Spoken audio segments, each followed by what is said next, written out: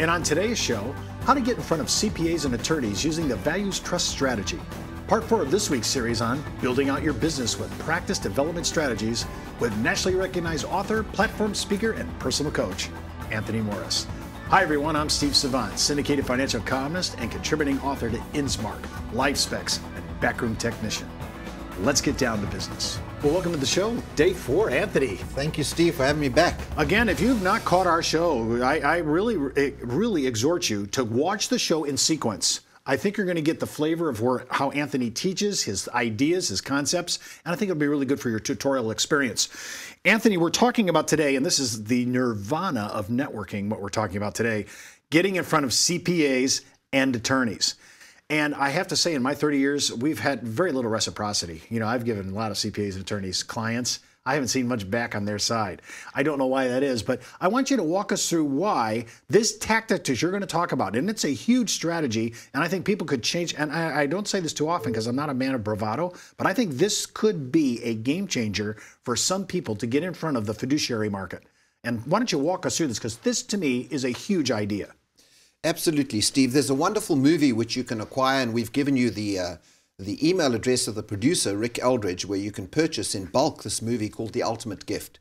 The Ultimate Gift, Steve, is the story of a multimillionaire, stars the late James Gardner, who, as we know, passed away this year.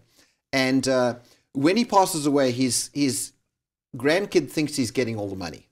But he watches a DVD of his deceased grandpa in the boardroom of the lawyer's office saying, "It would appear to me, my grandchild, as if you think that money grows on trees. And if you want the keys to my financial kingdom, you will become a certain type of person."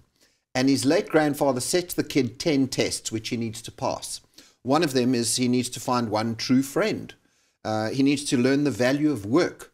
When he passes all of these tests, at the end of the day, he earns the right to all of the money. So they take everything away from the kid. His black card, his platinum card, his Maserati, his apartment is taken away. And he ends up literally sleeping as a homeless person on a park bench. Sees a little gal come by with her mom and says, "Hey, I need a friend." She says, "Explain yourself." And he explains the test that his late grandfather had set him. And she says, "You have a bet with a dead guy? That's cool. I'll help you with that." They end up in the lawyer's office. The lawyer's saying, "You're Jason's best friend." She goes, "We're like this." And he has to learn the value of hard work. His late grandpa's friend is driving him on the ranch. He says, "Your granddaddy and I bought ourselves some cattle spreads after we made our money in Louisiana on oil wells. You've been on my land for the last 45 minutes. And leaves the kid out there, the teenager out there, with a bunch of fence poles and some wire. And says, "You have to build a fence from now over the horizon. I'll be back at 5 o'clock. The end of the day comes back. The poles are all over the place. He rips the fence out of the ground. Leaves the kid out there the next day. Poor kid has to learn about what hard work means. Why do we use the Ultimate Gift movie, Steve? Because today's youth really haven't suffered hardship. If we look in the United States of America, this is the land of milk and honey. The kids of today believe that they have a right to the latest phone. They believe that the latest gizmo that they becomes popular is just something that somehow money grows on trees, that there's an ATM machine in the basement that gets magically filled with cash by elves every night. We're not teaching financial literacy in schools. We're still teaching history, which is one person's version of what happened in the past. We're still teaching a bunch of science and trigonometry, which half the kids don't need. We're not teaching financial literacy. And one of the biggest concerns we're picking up with from our elder, wealthier clients of my coaching clients who are, as you know, financial advisors, is people are starting to say one of 3 things about their money, the really wealthy people. First of all, is there any way that I can control my money beyond the grave? Because I'm not so sure that my special needs child or my other child who might have some substance abuse issues would know what to do with $2 or $3 million if they inherited it. So is there any way I can control my money beyond my grave? The second thing is my children. My children I educated and fed and clothed and housed for 40, 50 years. My children can inherit my house. Can you show me a spending plan that there's nothing left except the house is left, which is an asset, which becomes an issue or a problem? And the third issue, of course, is there any way that I can bring meaning to my money and release money into the community to pay back businesses, community organizations, the not-for-profit sector in a way that will enshrine my legacy of my life's work forever? And that obviously leads into the philanthropy and estate estate planning area of charitable giving, which is another subject we'll cover on a future show together, I'm sure. So the Ultimate Gift movie is a magnificent way of opening up the client's mind about bringing meaning to their money. And we suggest to clients that, to advisor clients, that they actually sit and watch the movie with their clients. If the viewers of the show were to make a commitment to go and watch this movie once a week with a particular carefully picked couple or client, they would be amazed at the company they would start keeping. In the second segment of the show, we'll talk about values, trusts, and how those work, because that's a nice segue into a soft, warm introduction to an accountant and or an attorney.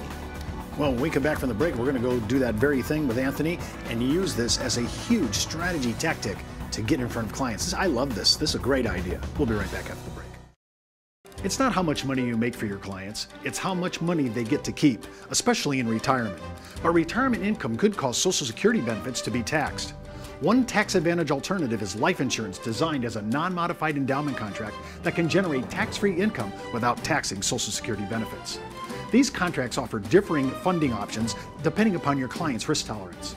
For more information on how life insurance can be part of your retirement planning, just email me at steve@downtobusiness.tv. Brought to you by Ash Brokerage, the practice enhancement company.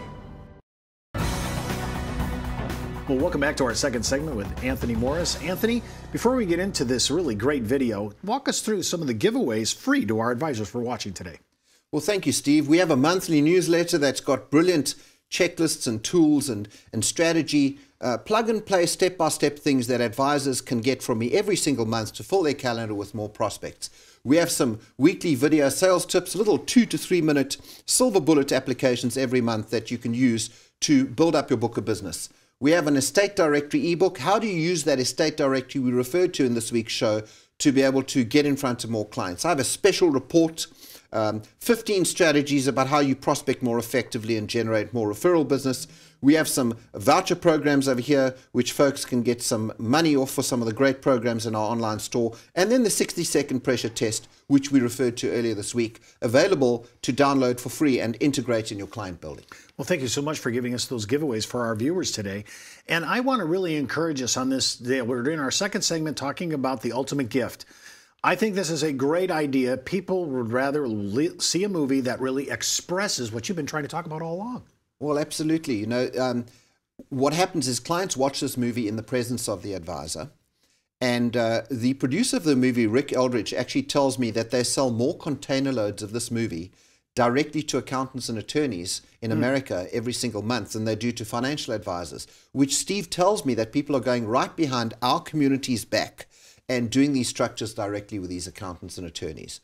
A values trust, very simply, which emanates from the ultimate gift. That's what the granddad in the ultimate gift had created, was a values trust, is a trust structure, either living trust or testamentary trust, that enshrines values. In other words, it creates some guidelines, milestones, and targets which people need to reach or attain in order to earn income or assets from the trust. And so this is really dictation from the original grantor's grave. Absolutely. And more high wealth individuals are telling us that that's what they want to do. Everybody knows Warren Buffett's story that my kids will inherit enough to be comfortable, but they will never inherit enough not to have to work. So the high wealth individual is very concerned about not only transitioning assets and income, but also the values and responsibilities that go with those assets and income. When we're talking about using this values trust, and you named a couple trusts, when you see this, walk me through one of the success stories that you've had from one of your actual subscribers using this. Well, we have a situation of someone in, as you know, I live in the United States, do a lot of work in North America. One of our Kelowna, British Columbia advisors actually got his client to watch the movie just before the annual review. So it's a great giveaway to clients before your annual review to encourage dialogue during the annual review, especially with those top 20% of clients. His Gulfstream jet flying Toronto lawyer, serious financial client, calls him up and says, I actually watched the Ultimate Gift movie. I did that estate directory that you asked me to do.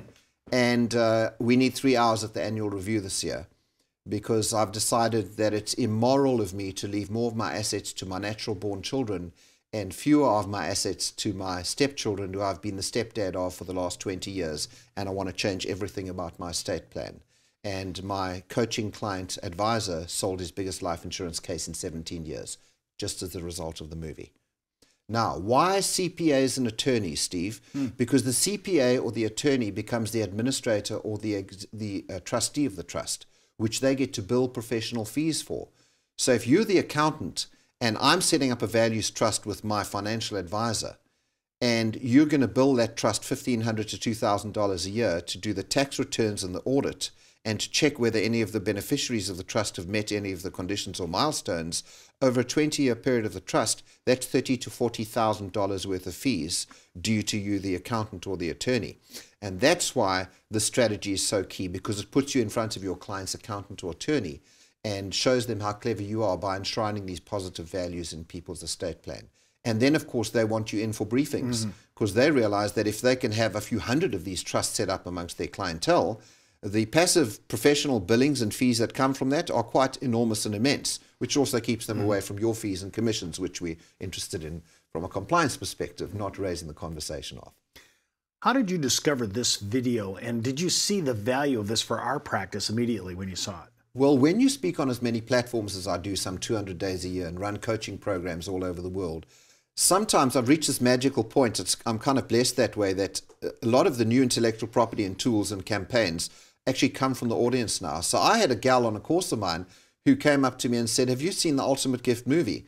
And I said, "No." And I watched the movie. She had been introduced to it by a church. And out of that, suddenly I linked that with the enshrining values trust concept together. This is just a warm and soft way of introducing the dialogue in a non-product way, which is what we're all looking for today, after all, is the dialogue and the emotional conversation. Could this be used as an intro to charitable giving then? You mentioned she maybe saw it at her church or whatever. Oh, completely. We have advisors, and if you pay a small royalty to Rick Eldridge, the producer of the movie, you can show this in your local movie theater to 300, 400, 500 couples. Okay, you can show it at your Rotary Club, you can show it at your school, at your church, and it's a nice way of opening conversation with those high wealth individuals. This is a great idea, wonderful strategy. Thanks for bringing it to us, Anthony. I really appreciate it. Well, that's all the time we have for today. Remember, before moving forward with any of the ideas on our show, always consult your tax advisor, legal counsel, or your broker-dealer compliance officer. Missed an episode? Just hop out to our video archives. And remember, you could be wiser as an educated advisor. I'm Steve Savant, and we'll see you tomorrow.